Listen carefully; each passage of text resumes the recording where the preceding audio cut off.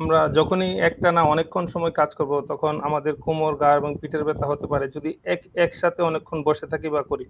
এক্ষেত্রে আমাদের কাজের ফাঁকে, ফাঁকে একটু রেস্ট দিতে হবে এবং আ কোমরের ব্যায়াম সাধারণত একটু দাঁড়িয়ে একটু লড়াচড়া করে হেঁটে তারপরে আবার কাজ যদি করি তাহলে আমাদের কোমর এবং ঘাড় কিংবা পিঠে ব্যথা হবে না। আর যদি এটা মানে দীর্ঘস্থায়ী আগে থেকেই থাকে তাহলে ডাক্তারের পরামর্শ নিতে হবে।